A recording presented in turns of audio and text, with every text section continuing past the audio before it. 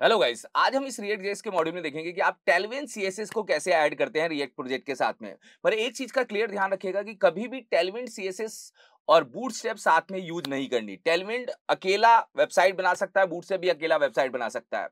तो दोनों फॉर्मूले में ध्यान रखना है। तो इसलिए मैं अलग से एक प्रोजेक्ट के ऊपर टेलविन का सेटअप करके बताऊंगा। जिसके अंदर हमने बूटस्ट्रैप को यूज किया था वहां पे मैं टेलविन को ऐड नहीं करूंगा।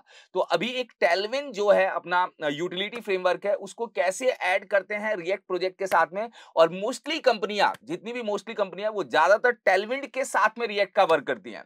मतलब टेलविन के थ्रू डिजाइन बना के हम रिएक्ट में उसको सेटअप करते हैं। तो यहाँ पे टेलविन सीएसएस को थोड़ा समझिएगा कि वो प्रोजेक्ट में कैसे ऐड होता है। तो चलिए स्टार्ट करते हैं। देखिए, इसके साथ में आप लोगों के लिए स्पेशल अनाउंसमेंट है। अगर आप भी फुल स्टैक वेब डेवलपर बनना चाहते हैं तो WSQ Tech आप सभी के लिए लेकर आ गया है फुल स्टैक वेब डेवलपमेंट का ऑनलाइन बैच। यहां पे आप वेबसाइट बनाना, वेब एप्लीकेशन बनाना, मोबाइल रिस्पॉन्सिव वेबसाइट बनाना, एपीआई बनाना, वेब सर्विसेज बनाना और प्रोग्रेसिव वेब ऐप बनाना, ये सारी चीजें आप सीखेंगे। ये जो कोर्स है, ये कोर्स आप लोगों के लिए दो पार्ट में डिवाइड है, फ्रंट एंड और back and. Front end back and मिला के आप बहुत सारी वेबसाइट और वेब एप्लीकेशन बनाएंगे, जिसमें आप जोमेटो का क्लोन, मिंत्रा का क्लोन, रेड बस, लिंक्डइन जैसा क्लोन, ऐसे बहुत सारी लाइव वेबसाइट जैसा क्लोन हमने रखा है, जिससे आप लाइव प्रोजेक्ट जैसा एक्सपीरियंस ले पाए। इस कोर्स के अंदर लाइव क्लासेस होंगी, रिकॉर्डिंग आपको डे वाइज प्रोवाइड होंगी, यहाँ पे नोट्स और क्विज भी दिए जाएंगे, इंटरव्यू प्रिपरेशन भी कराया जाएगा और आप लोगों से प्रोफेशनल रिज्यूम भी क्रिएट करवाया जाएगा, जिससे आप कंपनी में अप्लाई कर सके। फॉर्म का लिंक डिस्क्रिप्शन में मिल जाएगा और आप दिए हुए नंबर पे भी कॉल कर सकते हैं, जिससे हमारी टीम आपसे संपर्क करके और चीजों को क्लियर कर सके। ये स्पेशल ऑफर आप लोगों के लिए था। तो चलिए चलते हैं अपने टॉपिक में। देखिए, ये मेरा फोल्डर है। फर्स्ट वेब वाले फोल्डर को मैं ओपन कर रहा हूं। ये फोल्डर मैं इसलिए ओपन कर रहा हूं क्योंकि इसमें मैंने और कुछ सेटअप नहीं किया है। मैंने ना तो इसमें फॉन्ट ऑसम सेटअप किया है, ना इसमें मैंने बूटस्ट्रैप सेटअप किया है, इसलिए मैंने ये फोल्डर आपके सामने ओपन किया। अब मैं कोड डॉट करके इसको ओपन कर लेता हूं। चलिए, ओपन करने के बाद ये नॉर्मल सा है। अब मैं इसको पहले रन भी कर देता हूं, साथ में इसका आउटपुट भी देख लेते हैं एक बार। यहाँ पे एनपीएम स्टार्ट कर देते हैं। एनपीएम स्टार्ट करके इसको हम रन कर देते हैं। रन करते ही अपने सामने जो डिफॉल्ट पेज होता है वो आ जाएगा। ये एक छोटा सा प्रोजेक्ट ऑलरेडी सेटअप था, इसमें कोई काम नहीं कर रखा, केवल सेटअप था। देखिए, ऑलरेडी मेरा रेट चल रहा है 3000 पे। तो वो पूछ रहा है कि क्या आप अलग पोर्ट चाहते हो। मैंने बोला यस।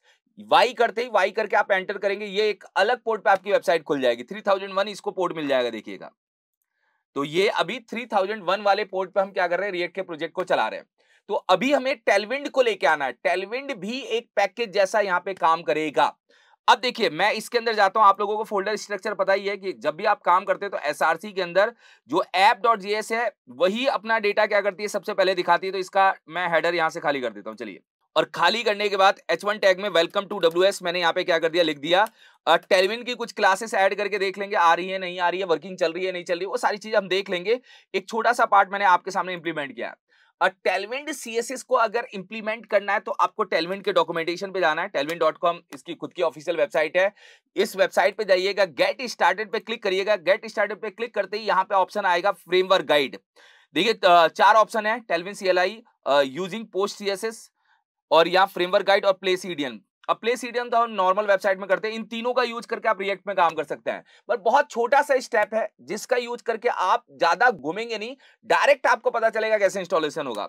तो फ्रेमवर्क गाइड में जाना है, यहां से जाके आपको जाना है यहाँ पे रिएक्ट को, क्रिएट रिएक्ट ऐप, इस पे क्लिक करना है। क्लिक करने के बाद ये दोनों स्टेप नहीं करने, क्योंकि प्रोजेक्ट तो ऑलरेडी मेरा क्रिएट है, इसको नहीं लेना। ये प्रोजेक्ट क्रिएट करने वाली कमांड है। यहां से टेलविन वाला लॉजिक स्टार्ट हो जाता है। तो यहां पे लिखा है एनपीएम इंस्टॉल डी। डी होता है डेवलपमेंट, और यहां पे टेलविन सीएसएस, मतलब डेवलपमेंट वाले प्रोसेस में जाके ये ऐड हो जाएगा। पैकेज.json के अंदर ये डेवलपमेंट के अंदर जाके टेलविन सीएसएस ऐड होगा। तो पहली लाइन आपको ये कॉपी करनी है और कॉपी करके यहां पे जाके कमांड प्रॉम्प्ट पे इसको लिख देना है। या वीएस कोड में जाइए, वीएस कोड में जाके यहाँ पे टर्मिनल के अंदर इसको यहाँ से ओपन करिए और इसको यहाँ से ऐड कर दीजिए। तो ये हमारा पैकेज है जो इंस्टॉल होने जा रहा है। मैंने यहाँ पे लिख के यहाँ पे ऐड किया। ऐड करते ही पैकेज.json में ये जुड़ जाएगा। देखिएगा, मैं पैकेज.json में यहाँ पे दिखा देता हूँ कहाँ पे जुड़ा है।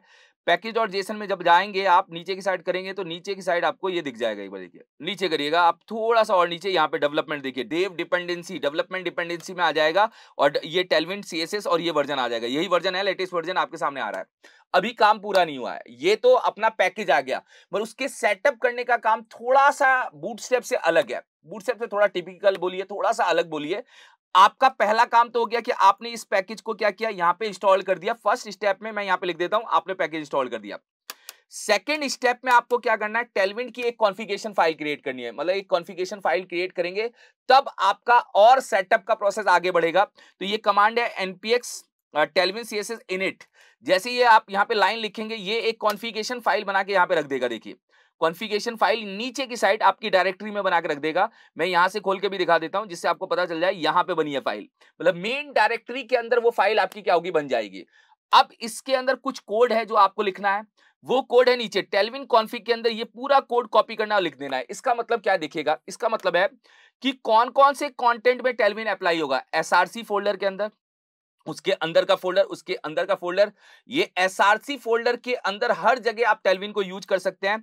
ये 4 टाइप की फाइल पे यूज होगा, जेएस की फाइल पे, जेएसएक्स फाइल पे, टीएस फाइल पे, टीएसएक्स फाइल पे, टाइप स्क्रिप्ट और टाइप स्क्रिप्ट प्लस एक्सएमएल, इन 4 टाइप की फाइल्स पे ये ऐड हो जाएगा। और यहां से आप इसको कॉपी करिए और कॉपी करके टेलविन.config में ले जाके पेस्ट कर दीजिए। जो ये फाइल बनी थी इसको पूरा हटाना है और ये फाइल को यहां पे पेस्ट कर देना है। पूरा हटा के ये लाइन आप यहां पे क्या करिएगा, लिख दीजिएगा। अब इसको करने के बाद स्टेप केवल एक रह गया है। देखिएगा मैं यहां पे लिख देता हूं, स्टेप नंबर हमारा क्या था, स्टेप नंबर 2 में हमें ये लेना था, ये कॉन्फ़िगरेशन फाइल क्रिएट करनी थी npm टेलविन डॉक css.init। ये करने के बाद टेलविन.config फाइल के अंदर अपने को ये कोड पेस्ट करना था। ये जो मैंने कोड लिखा है, ये कोड अपने को टेलविन.config के अंदर पेस्ट करना था। ये 3 स्टेप हो गए। मैंने अलग से फाइल बना के इसको बस डॉक्यूमेंटेशन में संभाल रखा है। अब हम ये करते हैं कि अब आपको 3 यूटिलिटी के जो कोड होते हैं वो सीएसएस के अंदर डालने हैं। तो 3 यूटिलिटी के कोड कहां से डालने हैं, आपको यहां से मिल जाएंगे। देखिए @टेलविन बेस, @टेलविन कंपोनेंट्स और @टेलविन यूटिलिटीज। ये तीनों कोड को कॉपी करके बोल रहा है कि index.css में डाल दीजिए। तो यहां से कॉपी करिए और कॉपी करके आपको कहां जाना है, index.css। तो एसआरसी में index.css कहां है, यहां पे ये पूरा कोड हटाइए और ये कोड यहां पे पास कर दीजिए। तो एक्चुअल में हमारे स्टेप सारे कंप्लीट हो गए। पहले स्टेप में आपने टेलविन को इंस्टॉल किया, दूसरे स्टेप में आपने टेलविन की कॉन्फ़िगरेशन फाइल क्रिएट की, तीसरे स्टेप के अंदर आपने कॉन्फ़िगरेशन फाइल में वो कोड डाला जिसमें हमें ये बताया गया कि कौन-कौन सी फाइल में काम करना है, और चौथे स्टेप के अंदर आपने टेलविन के ये जो 3 लाइन का कोड है इसको index.css में डाला। अब ये पूरा प्रोसेस करने के बाद आपको एक चीज का क्लियर ध्यान रखना है कि जब भी आप टेलविन इंस्टॉल करें और टेलविन इंस्टॉल करने के बाद आपको प्रोजेक्ट को वापस से रीस्टार्ट करना है। मतलब हमारा प्रोजेक्ट जो रन हो रहा है ऑलरेडी, मैं कमांड प्रॉम्प्ट पे जाके देखता हूं ये रन हो रहा है, इसको कंट्रोल सी करके यहां से टर्मिनेट करिए। टर्मिनेट करके आप यहां से इसको रन कर दीजिए, मतलब दोबारा रन कर लीजिएगा। टेलविन जो होता है वो मना कर देता है कि मैं ना अपने आप को अप्लाई नहीं करूंगा आप जब तक मुझे रीस्टार्ट नहीं करोगे। अब रीस्टार्ट करने के बाद देख लेते हैं टेलविन आया है कि नहीं आया। टेलविन का प्रोसेस अगर आ गया होगा तो H1 टैग आपका छोटा सा नजर आएगा, बहुत छोटा सा साइज लेके आएगा, क्योंकि टेलविन क्या करता है, सारी जो भी टैग्स होते हैं, जितने भी सारे टैग्स होते हैं, उन सारे टैग्स पे से प्रॉपर्टी को गायब कर देता है। ये देखिए H1 गायब हो गया। राइट क्लिक करके आप इंस्पेक्ट करेंगे तो आपको यहां से नजर आ जाएगा कि टेलविन यहाँ पे अप्लाई हो चुका है। देखिए index.css में आ गया, ये H1 की प्रॉपर्टी सारी क्या हो गई, गायब हो गई। ये index.css जो बता रहा है वो टेलविन के अंदर, मतलब वो जो index.css वो 3 लाइन के कोड से वहां पे आपका डेटा बन गया है। मैं अगर इसको, ये जो 3 चीजें, इन तीनों चीजों से ही वो आ रहा है, देखिएगा यहाँ पे। अब मैं आपको ये बताना चाह रहा हूं कि अगर आप इसको कलर देना चाहते हैं, इसको बड़ा करना चाहते हैं, अब तो टेलविन का कोई भी प्रोसेस अप्लाई कर सकते हैं ना। देखिए मैं यहाँ जाके क्या कर रहा हूँ, क्लास ले रहा हूँ टेक्स्ट और यहाँ पे स्क्वायर ब्रैकेट में लिख रहा हूं 40 पिक्सल, तो टेलविन के सारे प्रोसेस अब काम करेंगे, ये 40 पिक्सल हो जाएगा। अब आपको क्या करना है, कलर रेड करना है टेक्स्ट, और यहाँ पे आपको लगता है कि रेड कलर करना है तो आप रेड करिए, और रेड में भी कौन सा रेड, यहाँ पे आपकी क्लास के नाम सजेशन में आने लग गए, वो दे सकते हैं आप, ये आ जाएगा। देखिए बोल्ड करना है, बोल्ड करने के लिए फॉन्ट बोल्ड कर दीजिए, ये बोल्ड हो जाएगा। तो टेलविन की आप सारी क्लासेस को आप अपने लॉजिक के हिसाब से क्या कर सकते हैं, यूज कर सकते हैं। तो ये छोटा सा टेलविन का क्या था, सेटअप था, जिसमें प्रोसेस का ध्यान रखना है। अगर आपका प्रोसेस स्किप हो जाएगा तो आपकी चीजें नहीं चलेंगी। ये 4 प्रोसेस अगर आपने बहुत अच्छे से कंप्लीट कर लिए, कहीं भी आपको कहीं दिक्कत नहीं आने वाली टेलविन के कॉन्फ़िगरेशन में। तो अभी के पार्ट में मैंने ये बताया आप लोगों को कि टेलविन सीएसएस को कैसे ऐड करते हैं अपने रिएक्ट प्रोजेक्ट के अंदर। Thank you so much guys.